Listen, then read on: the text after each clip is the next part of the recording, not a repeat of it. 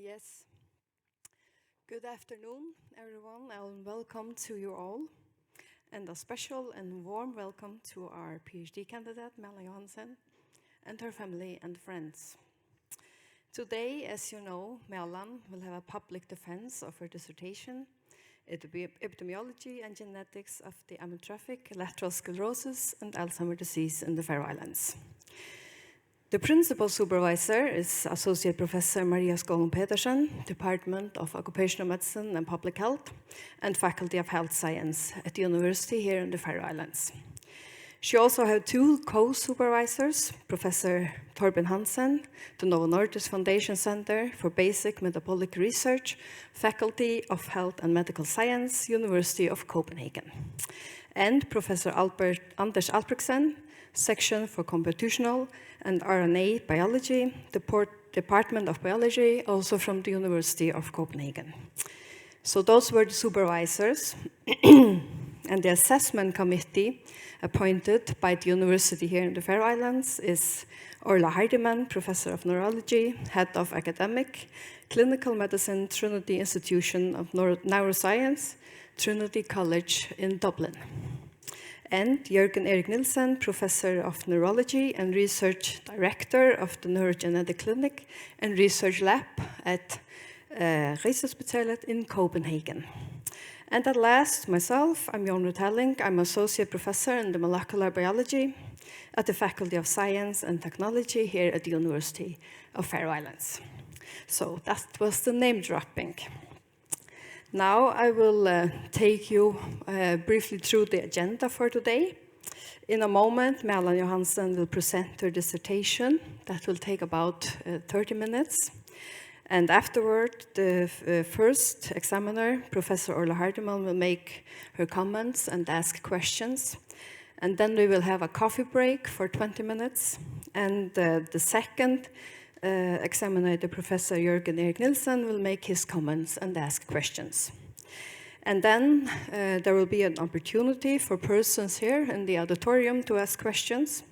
And finally, we in the assessment committee will step outside for the voting, and we will come back with our final recommendation. So, before I give the floor to Malan, I will, as chair of the assessment committee, first present why the work of the PhD candidate has been approved for public defense today. The thesis of Malan Johansen is article-based, and successful peer-reviewed publications reflects the quality of the work. The overall aim of the thesis is to explore the epidemiology and genetic susceptibility of ALS and the genetics of Alzheimer disease in the Faroese population. The scientific questions asked are valid.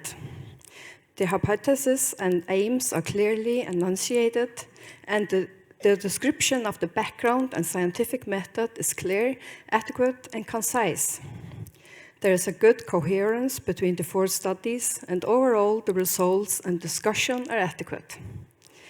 The publications of 3 papers and the quality of the manuscript in preparation support the observation that the work has made a contribution to our understanding of the genetic epidemiology of ALS and Alzheimer disease in the Faroese population as an isolate.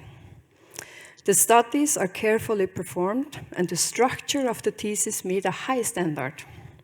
The scientific writing is very clear and of very high quality.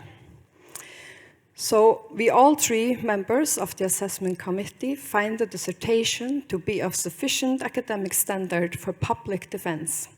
And that is what is next on the agenda. So please welcome Malan, and the floor is yours.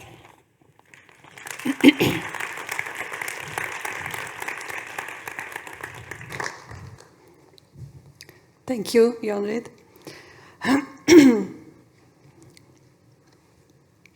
Okay, so I would also like to begin with welcoming the assessment committee and also my supervisors, and also a very warm welcome to everyone online and all of you here in the room, especially colleagues, friends, and family. And yeah, my thesis is titled Epidemiology and Genetics of Amyotrophic Lateral Sclerosis and Alzheimer's Disease in the Faroe Islands. And the presentation I will give you here today summarizes my 3 years of doctoral studies. The thesis, the presentation is based on 4 scientific papers of which 3 have been published. So I have just outlined the agenda very simplistically here, but as I have been working with both ALS and Alzheimer's disease, I will divide my presentation in 2, and I'll first talk a little bit about ALS and the 3 studies pertaining to ALS, and in the second part, I'll talk a little bit about background knowledge on Alzheimer's disease and the 1 study which I performed in relation to Alzheimer's. So, ALS. ALS is a neurodegenerative disease, and in ALS there are primarily 2 types of neurons affected, and these are the upper motor neurons and the downstream lower motor neurons, which are found in the motor cortex of the brain, brainstem, and the spinal cord. And these neurons are the ones that innervate skeletal muscle. And as these neurons die, this leads to muscle wasting and ultimately paralysis. As no effective cure exists to stop or slow the progression of Alzheimer's disease, death will typically occur some 2 to 5 years after the first symptoms. And many studies have sought to identify risk factors associated with ALS. However, the only ones that have been established are the ones listed here. And age is a risk factor for ALS. The peak age is somewhere between 60 and maybe 75 years at the peak age of onset. And also ALS is more common in men compared to women. And also family history is a risk factor for ALS in that in 5 to 10% of cases, ALS seems to segregate within families. The remainder of cases are called sporadic. However, genes are also causal of sporadic ALS. So there definitely is a genetic composition to sporadic ALS also. The most commonly mutated genes are C9orf72, SOD1, TARDBP, and FUS. But genetic risk isn't really uniform across the world and varies with genetic ancestry.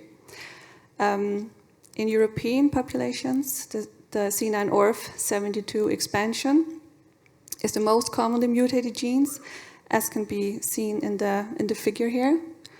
It accounts for approximately 30 to 40% of mutations in familial ALS and to a little less degree in sporadic ALS.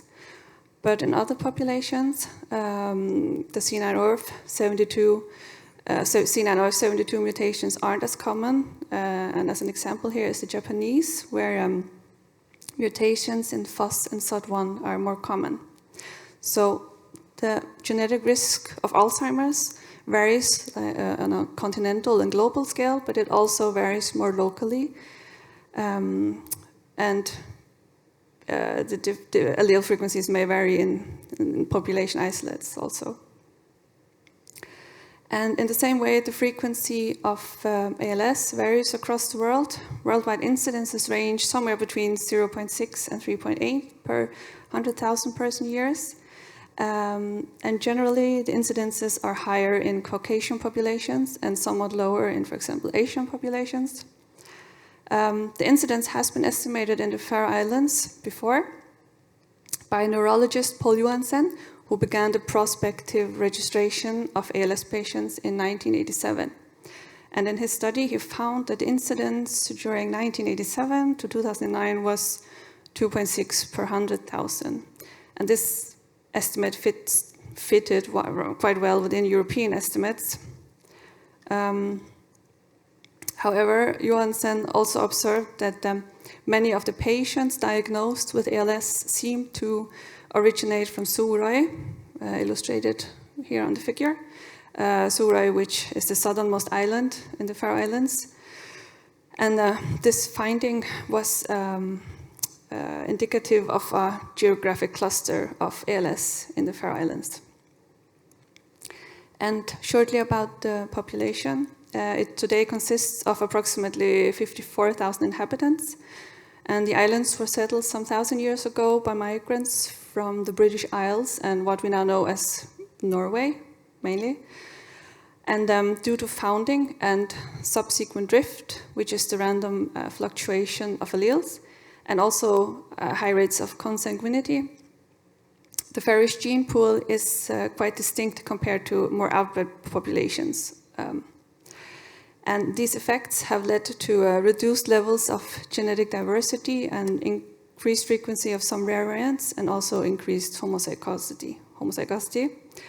And these are effects that may be beneficial when conducting genetic research. Yes.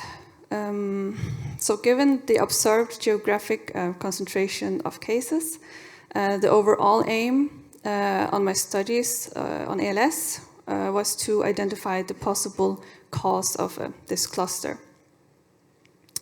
And about the data, the Faroese Alzheimer's study included in 2020 55 patients of Faroese ancestry who were diagnosed with ALS.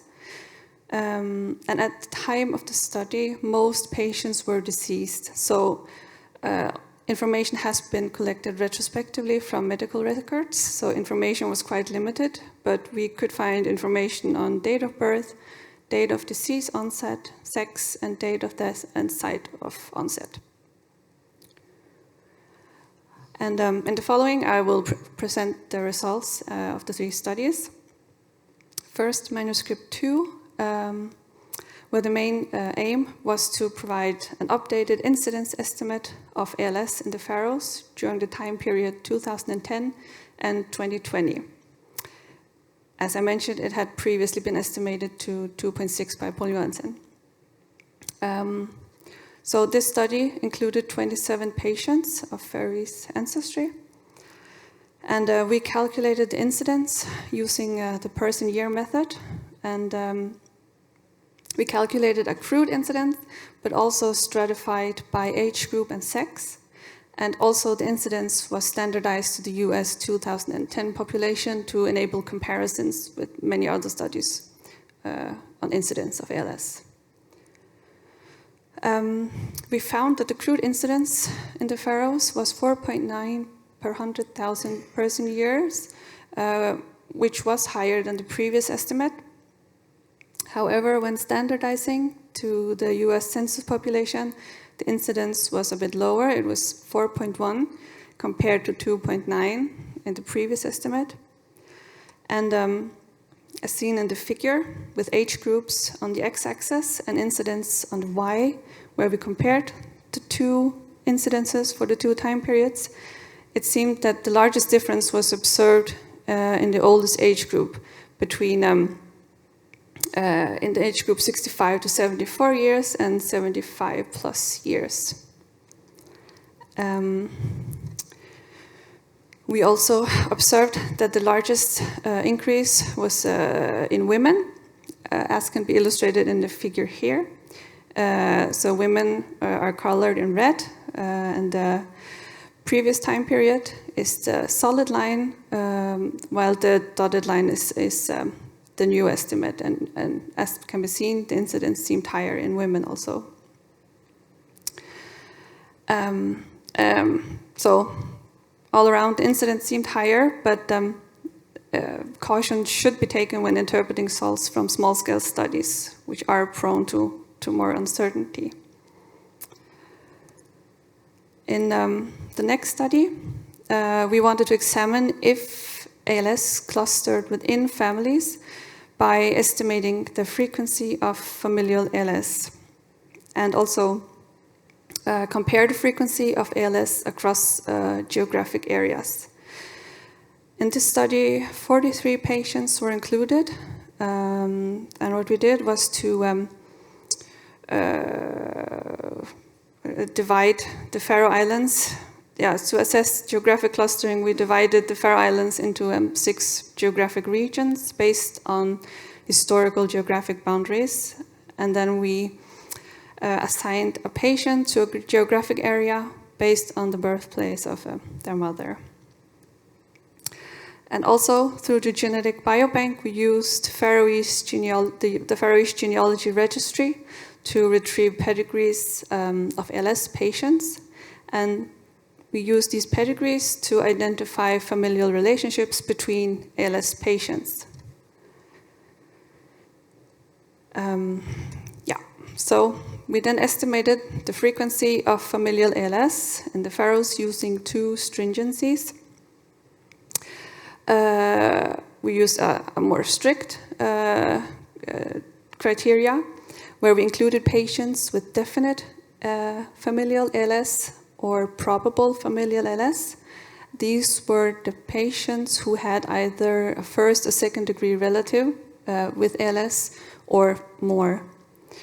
We also made a more lenient definition to include patients who we observed had more distant relatives with ALS. These had possible ALS, familial ALS.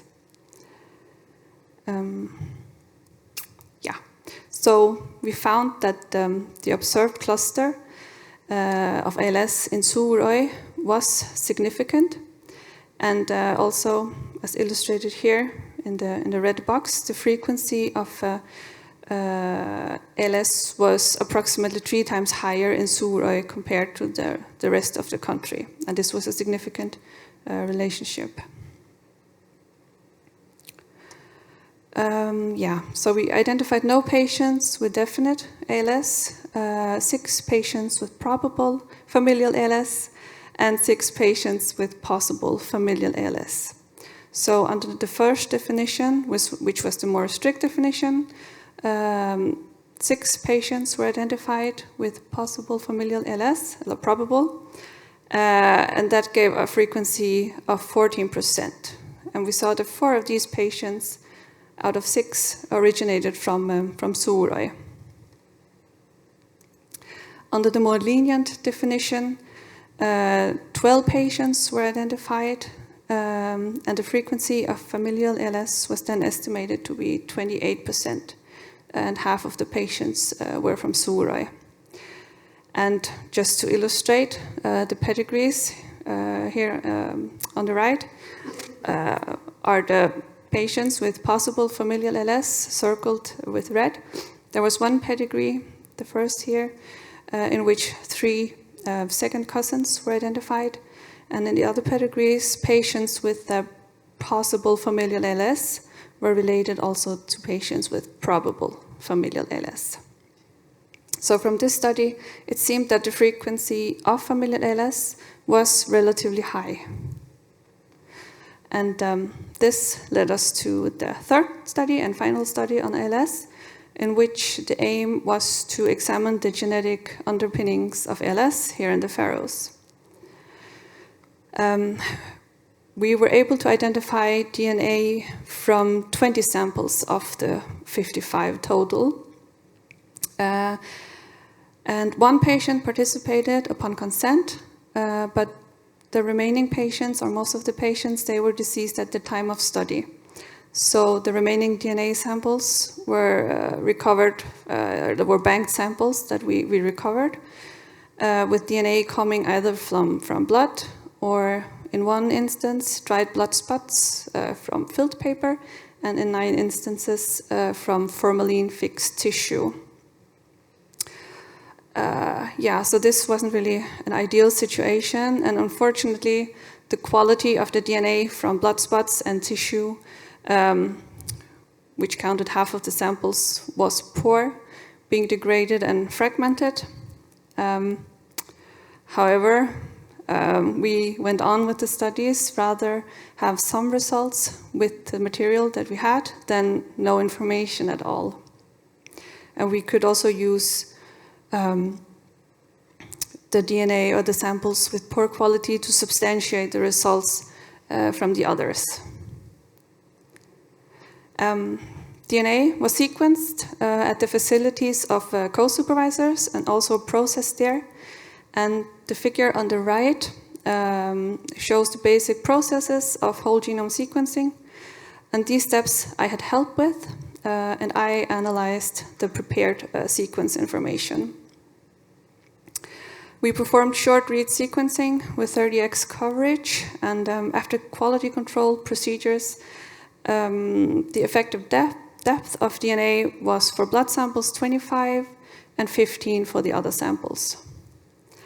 To capture the repeat expansion of the C9orf72 gene, we performed PCR analysis on the 10 DNA samples which were derived from blood, as this method was also sensitive to fragmented DNA. The patients for whom we had DNA were not closely related, so we set up a filtering strategy where we prioritized non-synonymous variants in exonic regions and splice site regions.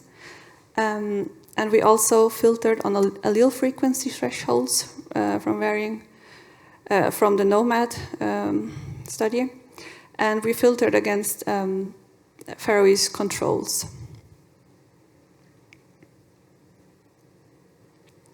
And using these varying filters, we screened 58 ALS risk genes for rare and potentially pathogenic variants. Illustrated here on the right, one can appreciate the variants that have been discovered over the time, as also discovery methods have been improved, especially with the sequencing. But we also performed a genome-wide search using more stringent criteria to identify rare heterozygous variants, rare homozygous variants, and also try to look for variants shared between cases. So we estimated the pathogenicity of the variants by using CUT scores. We also looked at expression data and literature to discern possible function of the gene. We found that one patient carried the C9orf72 expansion, and this patient had a family with also ALS, as can be seen in the pedigree here. However, we did not have genetic material on these patients and could not know how the expansion would segregate in this family. The other major ALS genes like FOS, TAR, DPP, and SOD1 did not seem to be causes of ALS in the Faroes, and neither did the other minor genes identified. In our genome-wide search, we discovered many rare variants, of course, but I would like to point out two, as these were shared between the ALS patients to a larger degree than many of the other variants. And in the gene INPP4A, a variant was identified, estimated to be likely deleterious. And this variant was shared between 4 patients with ALS, as can be observed on the plot here in orange. We did not know the specific effect of this variant, but looking at data, it seems that one function may be that it protects neurons from exotoxic cell death, and that is a mechanism that has been related to ALS. So another variant was found in VPS13A. This variant was, however, predicted to be tolerated, but it was identified in 5 patients, illustrated here in green, and 5 patients which seem to cluster within patients from Føroya. Those are the cases on the lower half of the plot. The protein product of this gene may be involved in lipid homeostasis in the nervous system, and also several mutations have been found in this gene and also other homologous genes, VPS genes, which associated with the neurological disorders and development disorders. Yeah, so to sum up, the incidence of ALS was relatively high in the Faroe Islands during 2010 and 2020, and a geographic cluster was observed in Føroya. Similarly, the frequency of familial ALS was somewhat higher in the Faroe Islands. We found that the C9orf72 expansion was causal of ALS in the Faroes, although it was only identified in 1 person. And other commonly mutated genes didn't seem likely causal in the Faroes. However, we did identify rare variants in 2 genes. So these will need to be studied further for a potential function. And next, it is about Alzheimer's disease. Alzheimer's disease is the most common form of dementia. It is also a neurodegenerative disease caused by neuronal death, which leads to cognitive impairment.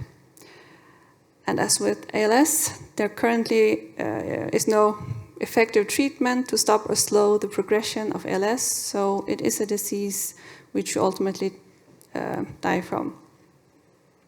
The incidence of dementia has been estimated in the Faroe Islands before, and the crude incidence was found to be 5.1 per 1,000 during 2010 and 17. Compared to other European countries, the incidence of dementia in the Faroes seemed to be within the lower range as compared to Denmark, where it was 10.5. Exactly how Alzheimer's disease is triggered is not known, but many risk factors are known to associate with the disease. Age is the largest risk factor known, and also various lifestyle factors have been associated with Alzheimer's disease, these being smoking, diabetes, high blood pressure, and high cholesterol. And also, genetics and heredity is a risk factor for Alzheimer's disease. In a little less than 5% of cases, mutations in 3 genes, APP, PSEN1, and PSEN2, cause rare forms of early onset familial Alzheimer's disease. But for most of Alzheimer's disease cases, the cause is multifactorial, where also risk genes are involved. The strongest genetic risk factor for Alzheimer's disease is the E4 allele of ApoE, and it is relatively common in the population, as can be seen in the figure here. Approximately 14% of the general population have 1 variant, and carrying 1 E4 allele increases risk of Alzheimer's disease approximately 3-fold. Approximately 4% carry 2, and then a risk will be increased approximately 10-fold. But many other risk loci also associate with Alzheimer's disease, and currently GWAS studies have been successful in identifying approximately 70 genes associated with the Alzheimer's disease. However, all of these loci or risk variants captured by GWAS only explain a small proportion of risk. And then researchers have developed various methods to circumvent this, and polygenic risk scores aggregate risk variants to capture a greater proportion of risk than the individual variant can do. And polygenic risk scores are based on summary statistics derived from GWASs, and a person's genetic risk can be calculated by summing up the number of risk allele variance this person has and multiplying by the effect size or the estimated effect size of that variant. And very simply put, every person will receive a number which reflects their genetic risk. So in a population, most people will have neutral risk. Some will have low risk for disease, while others will have a high risk of a disease. In the Faroese population, we knew little about the genetic underpinnings of Alzheimer's disease. And in this last study on Alzheimer's disease, the aim was to assess the predictive ability of a polygenic risk scores in relation to Alzheimer's disease in a Faroese case control study. And for this purpose, we used participants from the Faroese Alzheimer's cohort, which is a nationwide study launched in 2005. And data presented in this paper were from September 1st, 2015 to October 9th, 2020. From the two largest GWASs on that time point on Alzheimer's disease, we selected 49 genome-wide significant SNPs, and these were genotyped in the Faroese case control study. We performed single SNP association tests of 39 of the SNPs that cohered with quality control procedures, and also built 2 polygenic risk scores. And we built 2 risk scores because we knew that the effect of ApoE is so great, so we wanted to see what the effect was with ApoE, but also see if all the other SNPs were able to capture some risk. And model performance of the polygenic risk scores were assessed using area under the ROC curve. Compared to controls, patients with Alzheimer's disease were 3 times more likely to harbor an E4 ApoE allele. So ApoE was also a risk factor for Alzheimer's disease in the Faroe Islands. And of the 39 SNPs that we tested for an association, only 1 was significantly associated after correcting for multiple testing, and this was the E4 risk allele.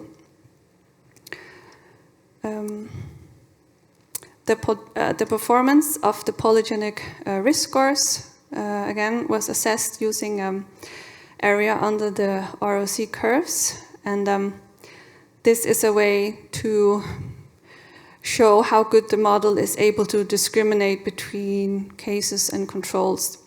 And for the polygenic risk score, including ApoE, the model had an AUC of 80.3%, which is quite high. So in 80% of the times, it could discriminate between cases and controls. AUC was a little smaller when excluding ApoE, but it was 63 and still had some predictive ability. So to conclude, it seemed that single SNP associations were quite difficult to identify in a case control setting, and this most likely relates to the small sample size and variants. Some will be common, but as GWASs increase, you will get more and more rare SNPs. So then it will also be rare in the Faroe Islands, and in effect can be quite difficult to identify. And also we observed that 10% of the SNPs that were genotyped were monomorphic in the Faroe Islands, so we have a little less variability in the population. But in aggregate, polygenic risk scores had good discriminatory power, and this was despite of the small sample sizes, and despite of the fewer variable sites, and also despite differences in minor allele frequency and possible differences in LD patterns. So with that, I want to thank you all for listening and acknowledge all the help I have had through this time. Of course, my supervisors, Maria, Tolben, and Annas, but also all the other collaborators. And thanks to the dissertation committee for letting me have this presentation. And thank you to all the funding bodies who have funded these studies. Yeah, thank you.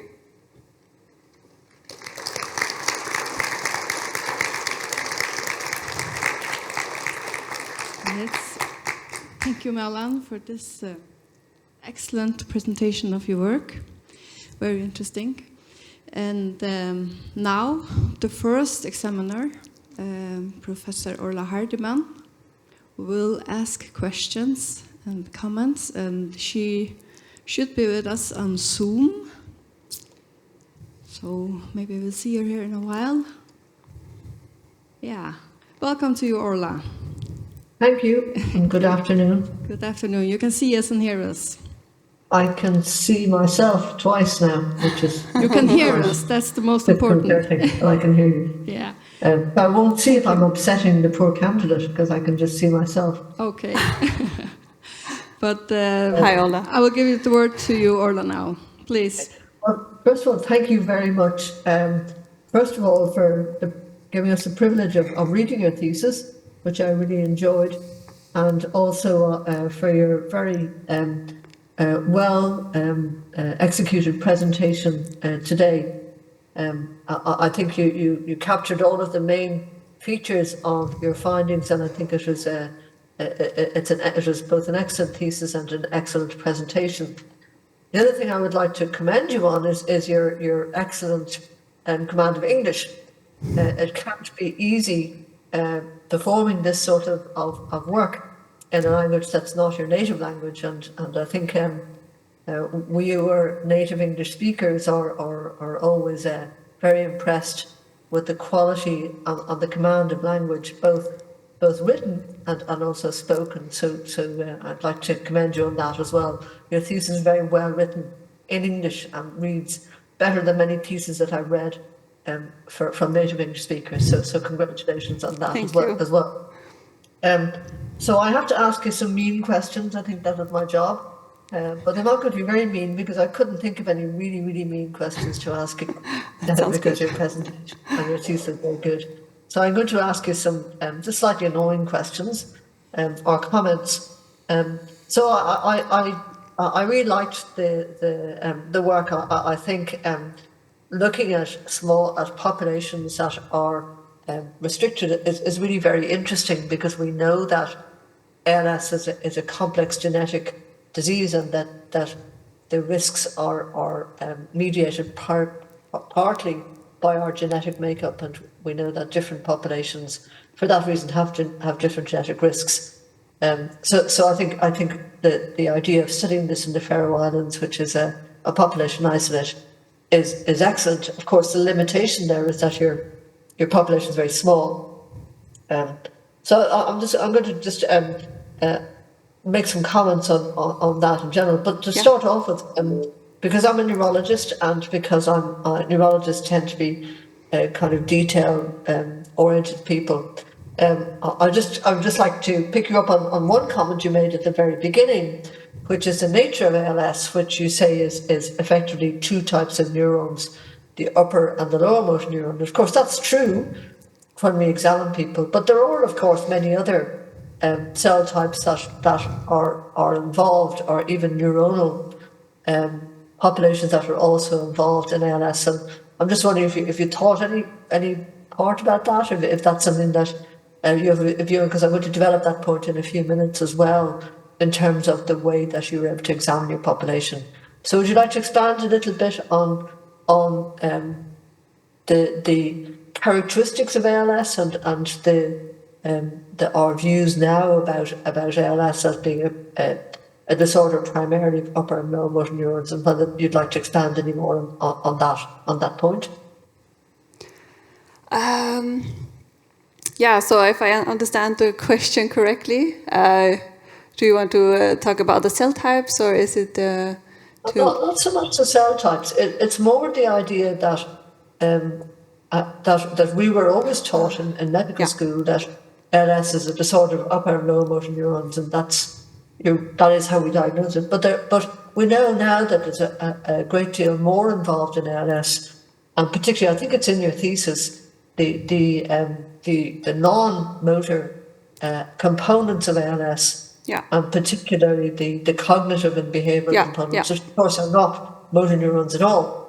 No, of course, yeah. So I guess I have been working only with ALS patients, but during this progression, as I have worked with this population and of course looked at literature, I have come to appreciate that it isn't only a motor neuron disease, because it has clinical overlap with, for example, FTD, which is usually classified as a kind of dementia.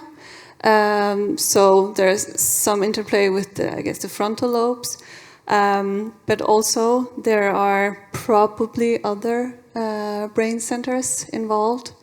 As I understand, for example, it overlaps with psychiatric diseases. So I guess that the disease isn't just a motor neuron disease, but there are many other players in relation to the disease also that probably should be taken into account when looking at these patients. Yeah, I think that's absolutely correct. And of course, we know now that the mechanism of disease is not just the motor neurons either, but the microglia and the astrocytes are involved as well. Yeah. But I think it's difficult because clinically the disease is still characterized by the presence of upper and lower motor neuron degeneration.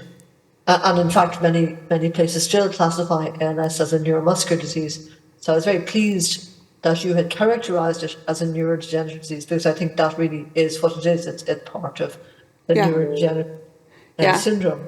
Yeah, so I thought that ALS was a complex disease, but that just added another layer of complexity. Yeah. So this the reason why I'm suggesting this is because some of the work that you did, and I think again, I think your thesis is very good, and I think there were limitations in what you could do by virtue of the nature of the design of your thesis. But one of the things that I thought would be worth discussing was, first of all, the classification of ALS, by the Ellis scoring criteria, because we've moved a little bit away from that to criteria about whether it's the Gold Coast criteria. So it's a much simpler classification system. But also, you referred to the Byrne criteria, which is actually my group, Susan Byrne, who defined a structure for determining whether somebody's familial ALS or not. And one of the things that struck me in your thesis was whether that is excessively rigid in the Faroese population, possible, probable, and definite. The second point that I'd like to expand on that, but also on if we accept that there are overlaps or relationships between ALS risk and other disorders, whether it's correct to only include ALS as the determinant of whether somebody has familial disease or not. So when Susan was undertaking that study, we included frontotemporal dementia as well, but not other disorders. But we looked at this again in the Irish population, and we looked at other family history of ALS and FTD, but we also looked at psychosis. And that increased the rates of familial ALS if you expand out the different relations, the different diseases that may share a genetic basis. So I just would like you to expand a little bit on the decision to use a relatively stringent possible, probable, or definite familial ALS, and whether you might have considered thinking about including FTD, if possible, and even possibly other psychiatric disorders, particularly psychoses, to help you to define the rate of familial disease. So we've written a bit about this. Marie Ryan also published some work on this. So just expound a little bit on Yeah. that. Criticism, really, it's a comment. Yeah, yeah, of course, and that is something I've been become aware of as I have progressed in my studies. But the data that I came to was already collected, and not much had been done on ALS before. So I think the decision to maybe try to identify the frequency of familial ALS was because we kind of wanted to lay some groundwork to be able to compare us with other populations and make the argument for why this population was special and why we needed to do the genetic research. However, if I had expanded and included FTD cases, our argument would probably have been even more strong. So I definitely think that we should include FTD cases, and that is something that we can do. The incidence study on Alzheimer's disease also included, I think, was it from 2010 to 17 or something, at least 11 FTD cases. And so we know they are there, and we could, of course, try to identify them and link them through pedigrees to our already existing data, and probably do the same for other phenotypes also. And as you say, it is very limited with the few ALS cases that we have, so we would have a stronger argument if we were able to find these large families with phenotypes that probably overlap, and then probably could look at the genetics. So that's another question that I had, and it's really a question about the way that the health records in the Faroe Islands are collected, and whether it's possible, like it is, for example, in Sweden, to identify individuals from a kindred point of view back. It seems like you have very good records. Whether you would be able to reconstruct pedigrees based on analysis of records, genealogy records. They can do this in the Netherlands as well. And in Scandinavia, it's more difficult to that in Ireland. But is that possible to do? Would it be possible to construct very large pedigrees from your genealogical data in the Faroe Islands? Yeah, so that would definitely be possible because, well, we have excellent genealogical data, and they're also quite easily accessible as they are electronic. And we also would be able to identify the patients showing whatever phenotype we were interested in. So I guess that would be possible to make these large pedigrees with is it possible to link the genealogical data with health records data? Do you have health records dating back over a number of generations where you could link the genealogical data with the health records data? Is that possible? Yeah, so that would be possible. I haven't really tried to extract medical data, but that is possible. We have electronic health records, but otherwise, I guess you can look for them in paper form. So maybe it would take some work, but it is definitely possible. One of the things that you could do then would be a sort of an identity by descent analysis, and to see if there are clustering of kindreds with particular clusters of clinical phenotypes that link it less with FTD and maybe other diseases as well. So it looks like a good population in which you could do that, I think. I think so. One of the points that you made in your thesis, and you mentioned it in your talk as well, was the rate of sporadic disease, the rate of familial disease being 5 to 10%, and the sporadic disease, for which you did mention it's a complex genetic disorder. So the heritability studies that have been performed, they've been performed using twin studies, GWAS studies, and then using population-based studies as well. So that actually works out at about 51%. So genomic risk accounts for about 50% of the risk, even in non-familial ALS. If you take out C9, it goes down a little bit. But again, the Faroe Islands would be a great place to study this. And that's really what you were doing in the Alzheimer's study, was looking at heritability risk when you're looking at the genomic profiling. So it would be nice to be able to do that in ALS as well, I think, with the studies that you have. I want to move on to your study on incidence, and one of the things that really struck me, because we've been looking at this in the Irish Register as well, there are two things that struck me in this which I think are very interesting. One is that the incidence went up in your cohorts, in your two different cohorts, and that was partly related to the age of the population, I think. But I noticed that the age of onset moved to the right. The peak age of onset in both males and females shifted to the right. So the peak age of onset in the first cohort was somewhere in the mid-50s, and the peak age of onset in the second cohort was somewhere in the mid-60s. Would you like to expand a little bit on that? Yeah, so of course we saw an increase in incidence, and I have speculated why. So is it random? That could be the case since we have a small population and there is uncertainty when sampling. But of course, I've also been speculating, may there be some improved ascertainment?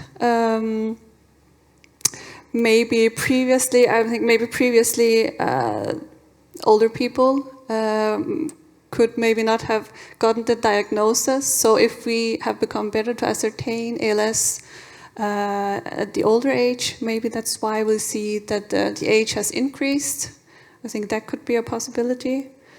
So the peak was in the 60s, so that would be, I think you showed a peak age rather than it wasn't the peak age. Oh, it's become sorry. Yeah. So it moved to the right. No, it's really 67. Interesting. Yes, it's a really interesting finding, and we've seen that in other registers as well. And I wonder, is it to do with the age being a risk factor, but also healthy aging being a risk factor? So the age of onset moves a little bit to the right as the population is healthier for longer. It's a really interesting finding. Yeah. Yeah, of course. Yeah. Yeah. So another question I have for you, and I know you can't answer it, but I think it's a comment really, is that you were very reliant on a single neurologist or a group of neurologists who had been around for a very long time, who had been making the diagnosis of ALS. But of course, our understanding of the disease has changed over time as well. And it may be that we have biases, of course, and all of us have biases as we develop.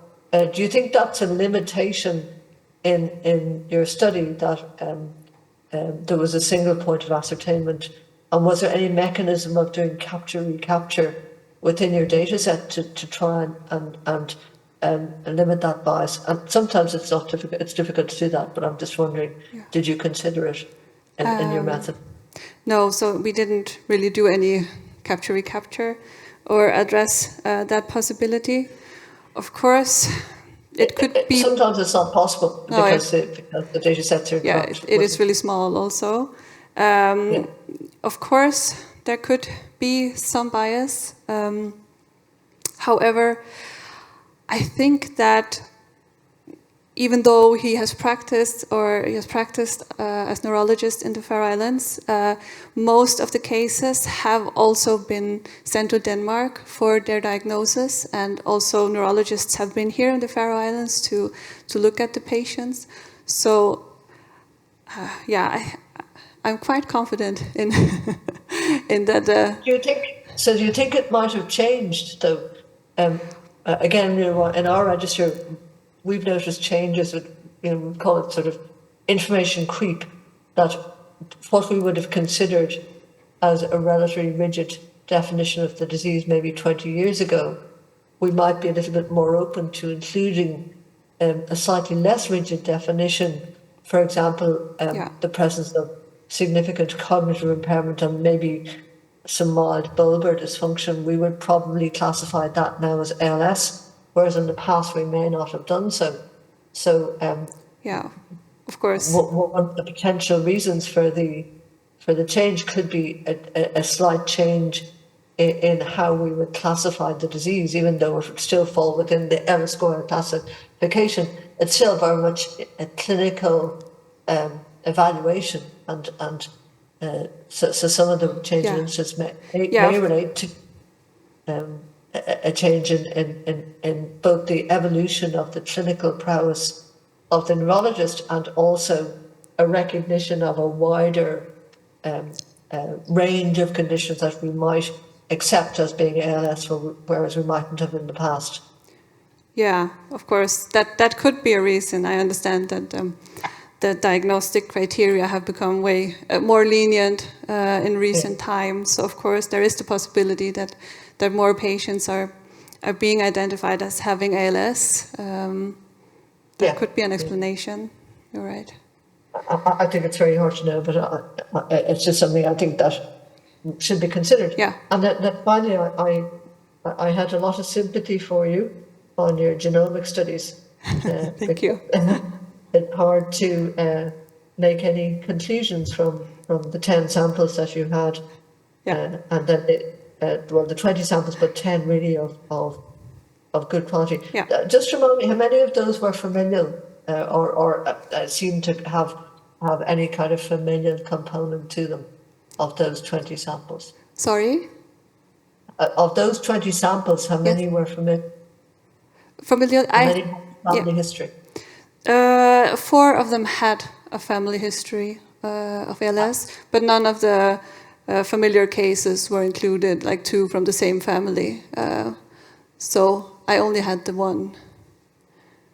You only had one person who... Yeah, from a family. And would it be possible to do any sort of identity by descent with the samples that you had to see if they were cryptically related? I know everybody in the Faroe Islands is cryptically related. I understand that. So that would be a confounder. So that would be difficult to do, I think, given the small numbers as well. What? Sorry? What did you say? To determine whether the people who had ALS were more cryptically related than the general Faroe Island population. I think you did that in your thesis, and I think they weren't. Is that correct? To determine whether there was a greater degree of relatedness between the people who had ALS compared to the rest of the people in the Faroe Islands. No, using the pedigree data, it didn't seem. Could you do that genomically? Yes, of course, if include greater degree of runs of homozygosity, or it's called cryptic relatedness. Yes. Identity by descent, to determine if these people were closer relations to one another than your normal Faroe Island population. Yeah. So that is probably something that we should have included. Have controls that we could do that with, so we could compare the cases with controls. But it's difficult because the population is so such an isolate that it might not provide any additional information, especially from the Southern Ireland. They might be more related to one another anyway. There were all my comments actually. I think there's one other question actually I have for you about relating to the age of onset. Did the life expectancy in the Faroe Islands change during the 2 periods of study? Oh, I'll just find it here. If the life expectancy changed? Of the overall population in the Faroe Islands over the 2 intervals of study, did the life expectancy in the Faroe Islands go up? It seemed to go a little down. Okay. Survival time, yeah.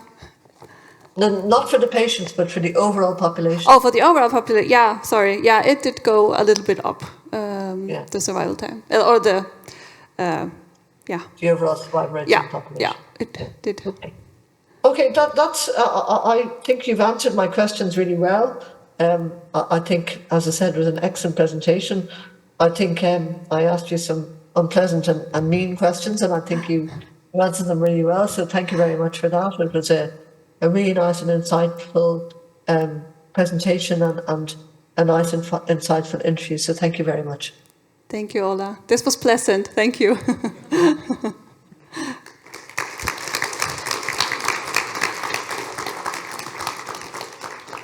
Thank you very much for the questions and comments, Ola. And now we will have a coffee break for about 20 minutes. So 20 past 2, we'll be back. Yes? Thank you.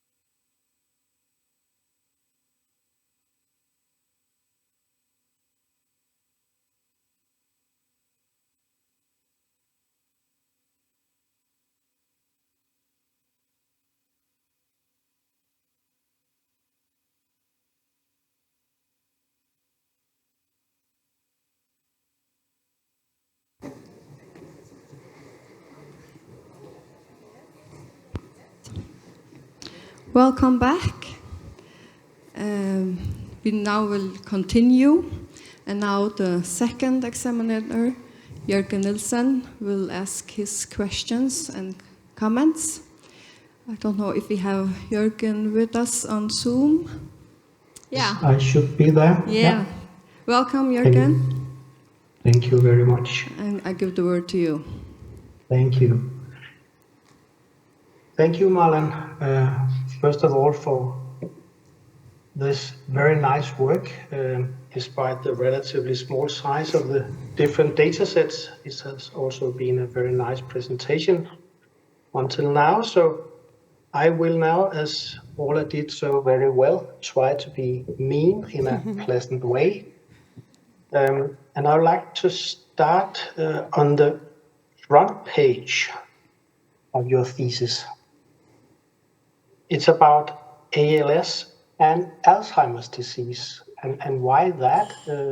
What is the commonalities between ALS and AD? Wouldn't it have been more nice just to concentrate on ALS and skip AD? Wouldn't it be more coherent, or what is the reason to do that? Hi, Jan. Hi. So you think why I work with ALS and Alzheimer's disease? Yes, why Yeah. also Alzheimer's disease? So, to be honest, Yes. yeah. So I was interested in working with genetics. That was my primary research interest, and came upon this study, study population of Alzheimer's disease, ALS. So, and started to work with this. And as I mentioned, the data wasn't so complete. So I thought that I would expand on my studies on the methods part by including also the polygenic risk scores in relation to Alzheimer's disease. So it's maybe more of a methods correlation than a phenotype correlation, I think. Yeah, I agree. Yeah, okay. Then I would like you to go to the abbreviations list. Could you tell me what is the intention of such a list? Well, the intention of an abbreviations list is to, well, when you use some of these long words to short them down here and to be able to go back. And Yes. Okay, so you think perfectly, but is that especially easy? Because when you find some kind of abbreviation, as for instance the first one, A52 residue and so on, UBA52, then I would go back and look for UBA52 and then have the full word after that. Wouldn't that be natural? Yes, I see it now. Yeah. Yeah. I found it a bit difficult. Yeah, I think you're right. Yeah. Okay, no problem. Then for the introduction, I would also like you to expand a little of on neurodegenerative diseases as such, and what do you think? How do you define neurodegenerative diseases? Yeah. Explain a little more detailed. Yeah, so I don't know how detailed I can be, but neurodegenerative diseases, well, as the word implies, it would be diseases, I would say, in the brain where various neuron types die or degenerate. So I agree, but you write in the first line 3 that it is also in the peripheral nervous system. So it's a progressive loss of nerves in the central and peripheral nervous system. yeah, But is it the same amount of neurodegenerative diseases in the central nervous system as in the peripheral nervous system? And you cite Federica Perona in this reference number 1, and state that this paper defines neurodegenerative diseases as progressive loss in both the central and peripheral nervous system, but in fact that is not true. They write that it is primarily affecting neurons of the central nervous system. So I think it is a free interpretation of this. Yeah, okay, yeah. Citation. Yeah. Yeah. Okay, then I would like you to go to paper 1 and ask you, were there any surprises in your results?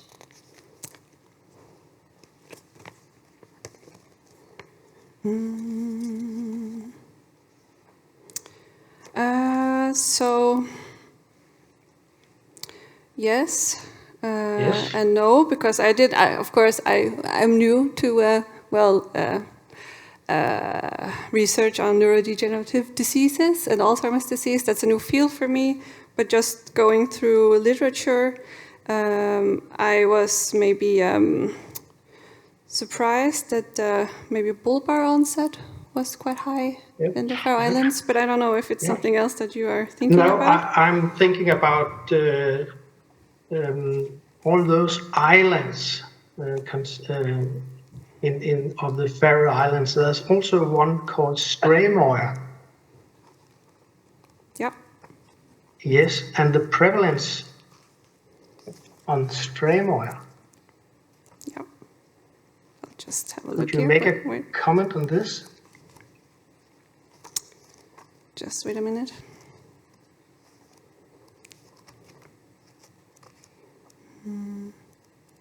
I think this short report is only about Suðuroy. Here.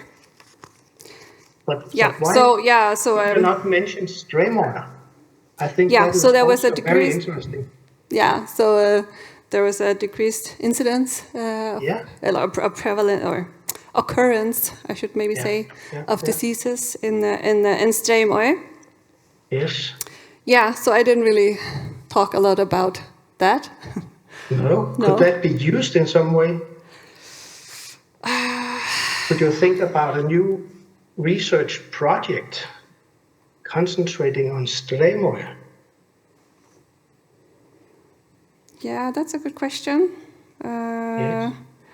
Where the frequency of disease is quite lower.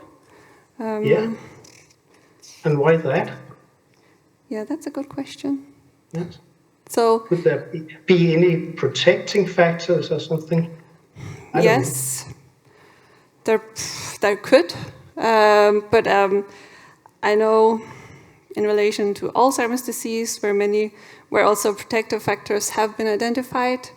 I think I haven't thought in that ways in relation to Alzheimer's disease. I think I just thought about the high impact variants that cause the disease, but of course there can be protective factors also.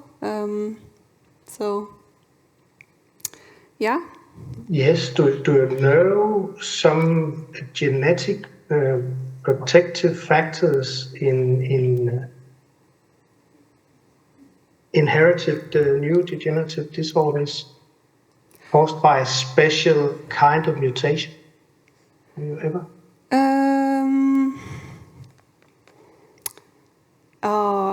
Well, I guess I have come upon several without really I think so. remembering, but of course in relation to Alzheimer's disease, there is It's in relation to cancer, that is what I'm in relation to cancer, protective variants in relation to cancer? Yes. Yeah, maybe. In neurodegenerative disease, yes, CAG repeat disorders, polyglutamine diseases. Okay. If you harbor one of those mutations in the Huntington gene or in SCAR1, 2, 3, 6, 7, 17, and DRPLA, you are at a certain level protected against cancer. and Yeah, it's very okay. robust. Yeah, So maybe I didn't know that. But, okay. Yes. Then paper 3, I would like to ask whether this manuscript is submitted by now and yeah, so what is the status? yeah, actually it is not. So when we performed this study, which was in 2020, these were the samples that we can use. Yes. And it was quite limited. So I think we're at a state where we think that maybe we should elaborate a little bit on this study. There have been new cases of ALS, so should we perhaps include these? And now, after talking to you and you and Ola, and you have revised the thesis. So thinking about if one should perhaps include FTD cases, and so yeah, it hasn't really been published yet. We're in a thinking box, I think. Yeah. That's all right. Yeah. Okay. Then I would like you to comment on the list of genes. It's the supplementary table S1.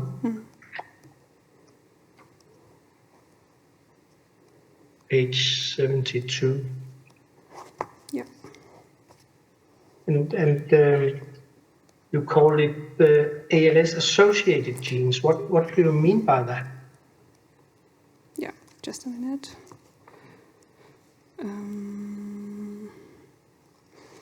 Yeah, so maybe it should just be. Well, I meant that it is genes that some may be associated with ALS, but some probably also increase risk of other diseases. So this could be a candidate list maybe instead of ALS-associated genes. Yeah. So they are not all causal No. of ALS? No. If we take this SPAST gene, SPAST,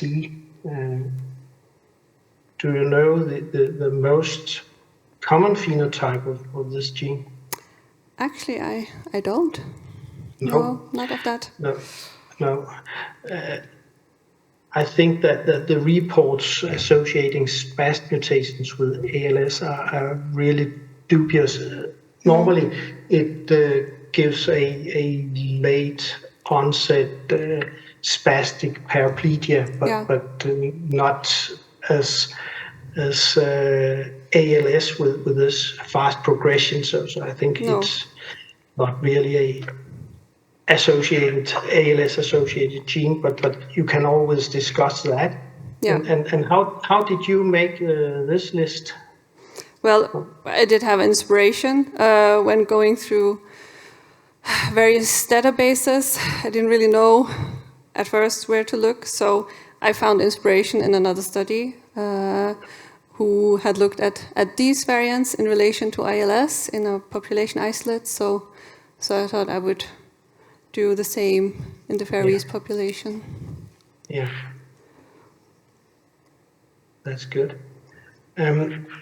Could you also comment on using exome data on those 206 Faroese individuals sampled as part of a study on autism, right? As normal control data? Yeah, so I had these ALS patients, and that was what I could get sequenced.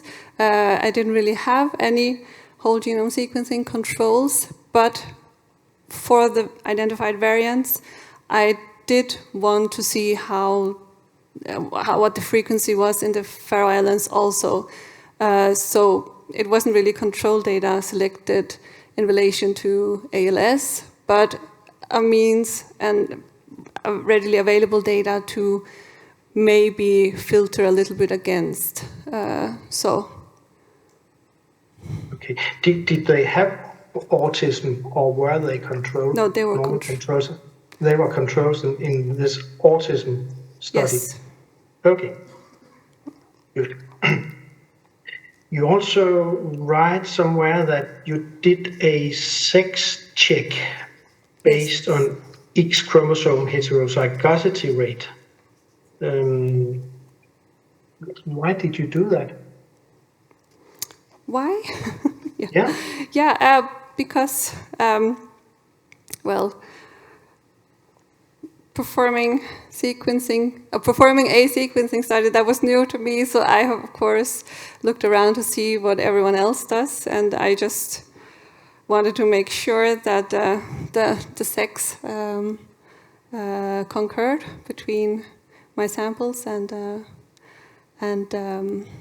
genetic data. So I guess that was why. That was why. Did you consider before what to do if you found out that one of the samples didn't have the sex which the individual thought they had? No. How to convey this information? Well, I didn't. No, I really didn't consider that. But given that they have all been deceased, I'm not sure I would bring the information back to them. So. No. And how did you convey the results of this gene results to the individuals or the families? Well, information hasn't been brought back in person. So the families, they do not know that they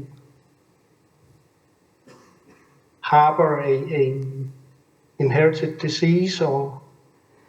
Well, many of them have been looked at in, for example, Denmark. Some will have given consent to look at this, but doing a genetic analysis on a deceased, then we are that we are allowed to do. But of course, if identifying any high impact variants, the question is whether maybe we should consider going back with the data. Yeah, information, Yeah, you didn't set up a small committee beforehand to handle those? No, that's maybe something one should have done. Sometimes it's done. Yeah. And it may be a good idea because you never know what you will find. Yeah. So, yes. You also used this algorithm expansion hunter. Yeah. What was your impression of this tool? Well, I had help with this part, and my impression wasn't that good. I think I don't remember what the sequencing depth should be for success, but I don't think our samples were good enough for using expansion hunter. In those individuals from which we had blood, expansion hunter performed a little better, but we had the positive control, the person with the C9orf72 expansion, and that wasn't really called by expansion hunter. No, I saw that. So there is some uncertainty, I guess. Yes. But it would be nice if we could call those expansions. Yeah, but I guess it doesn't really do that 100%. So no, it doesn't. Okay. Why did you check for expansion in the ATX1 and 2 genes? What is the rationale for that? Well, in general, I guess, I think it seems that expansions, it has been recognized that for many of these neurodegenerative diseases, expansions do play quite a significant role. And in some instances, there is overlap. So I think it made sense to at least look at some of these in relation to ALS. Since we were on expansion hunter anyhow, it made sense to look at these variants at least, even though data wasn't perfect. No, but I agree. The ataxin-2 intermediate expansion is one of the most robust genetic risk factors in sporadic ALS, so I think it's a very good idea to look for those.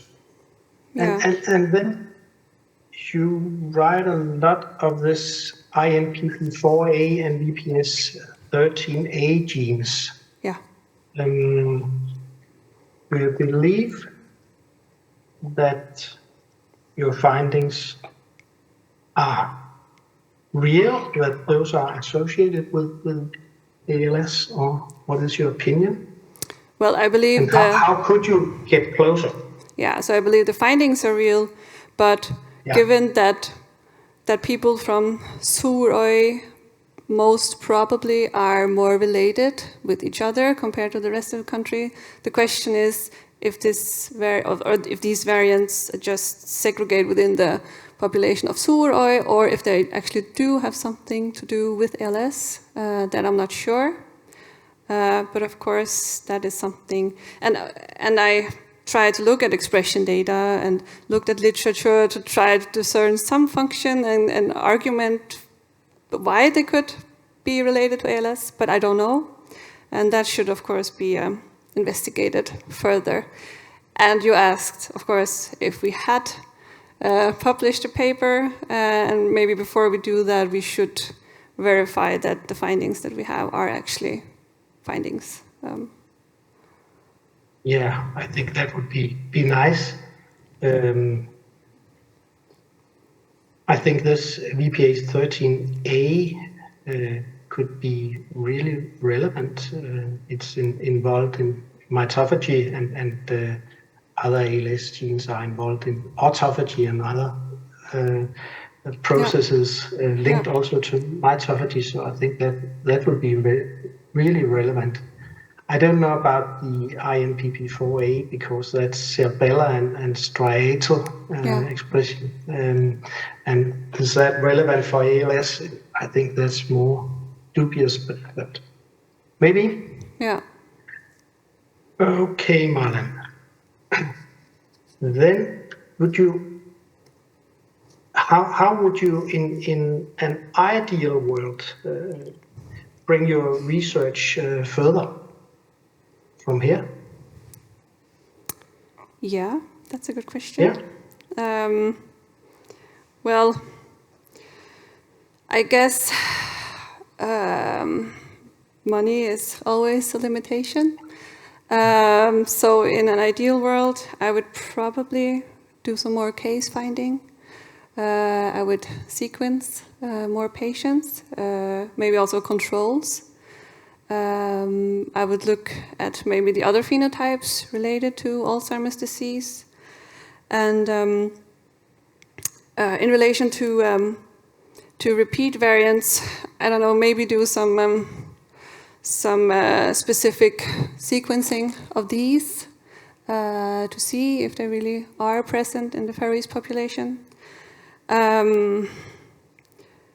Yeah, but that's a lot. There's a lot of things you could do, but of course, a lot of things to do. One is so limited by sample size. So I guess maybe in the future one could go further with this. As sample sizes would increase. Yes. But I also think that you could bring it further by doing some functional analysis. And what are in fact your plans? Where are you now, and what are your future plans? I want to continue with performing genetic studies here in the Faroese population, because I think that is something that should be done. So maybe in relation to progress or continue the search for ALS genes in the Faroes, and also work with other neurodegenerative diseases. I think that could be very relevant for me to continue this path. Yeah. I hope you will. Yeah. I think I have no further questions. Thank you so much for letting me be opponent on this very interesting work. Thank you And, for agreeing. Welcome. Okay, bye. Bye.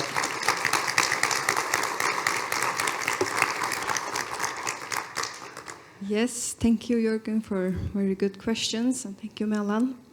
And now there's opportunity for you here in the auditorium to ask questions, or if you have any comments, please just raise your hand and I will come with the microphone. Yes?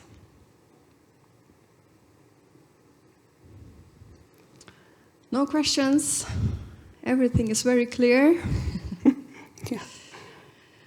Okay, then I will step outside and have a short meeting with the other in the assessment committee, and I will come back as soon as possible, and then we will have the final recommendation. Thank you.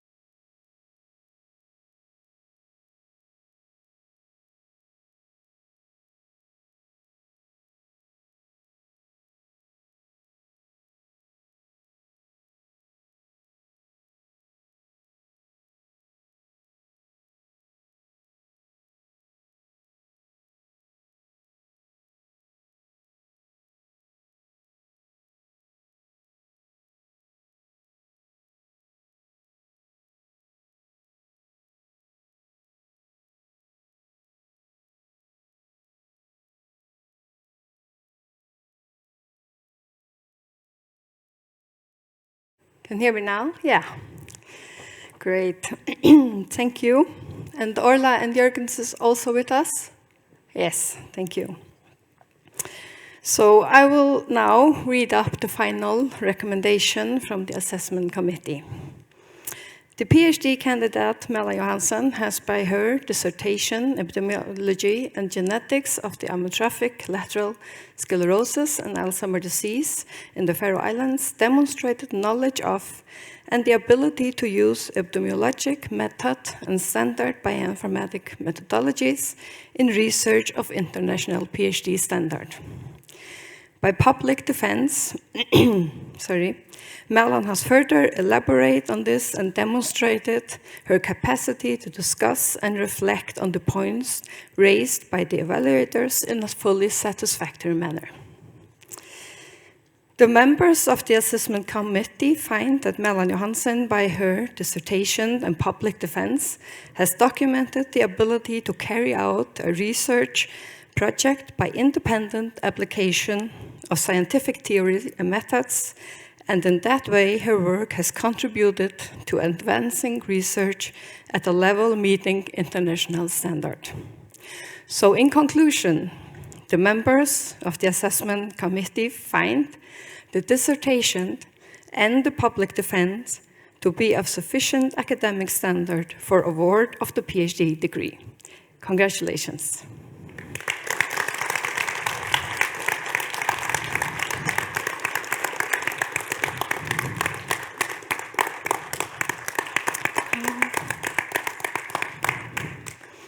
I will hand you the diploma to look at.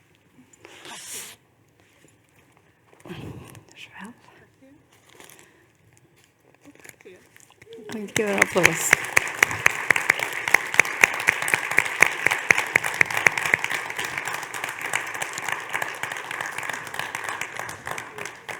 Congratulations. And now I will thank you all for being here today. And now we are going to celebrate with a reception. And please stay and have some drink and food.